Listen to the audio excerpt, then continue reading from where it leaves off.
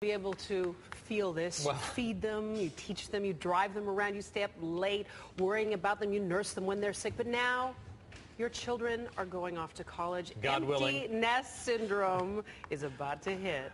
Some parents may be excited about the free time. Others will feel anxious and lonely. Joining us now is a psychotherapist, John Tsilimparis. Is this real, empty nest syndrome? It is real.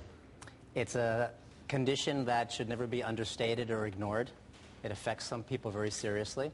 But by definition, it's a psychological condition that affects parents, both men and women, of coming-of-age children that have left the home for various reasons, basically going off to college or sometimes marriage.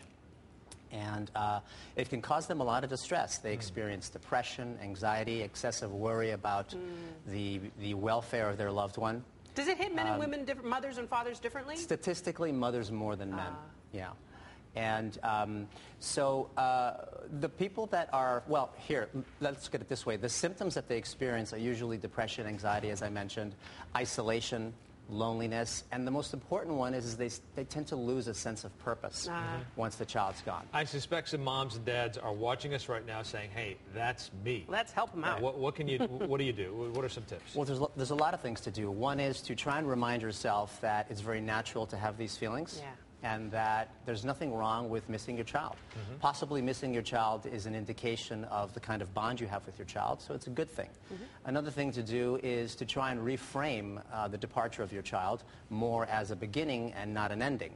Think about opportunities of doing things that you want to do in your life that you maybe were unable to do when you were raising kids. Another piece of advice you have, which I appreciate, is don't make any other big changes. You have enough change going on right now. Exactly. Don't sell your house and move across the country. Well said, well said. You don't want to accelerate the grieving, so you want to let things fall as they may and give some time. But yeah, you don't want to sell your house, move to another state. It's not a good idea to get an apartment next to the university where my child is. Bad idea. To help. Bad idea.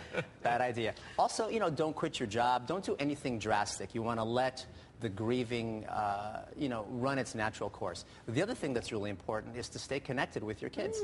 These days, you can stay connected in so many ways. You can text, you can social network via Facebook, you can Skype, you can call, of course. But how do you not do too much of that? Because you can smother from far away, too. You can be a helicopter. You have to find, you have to find that right balance. So what I tell parents is try to refrain from the daily communication and maybe one time per week or twice a week just to make sure that they're okay. Everything's good. But you want to try and give space to the child so that they can start to build, their own lives together. You guys are going to go through this. Another good thing to remember, too, is when the house is empty, the empty nest, is to remember to consider possibly doing some volunteer work.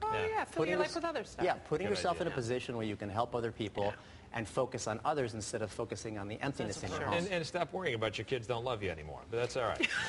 That's right. All right, John Tsilimparis, I'm just kidding. Thank you very much. Good tips. What a pleasure to have you with us. Thanks a lot.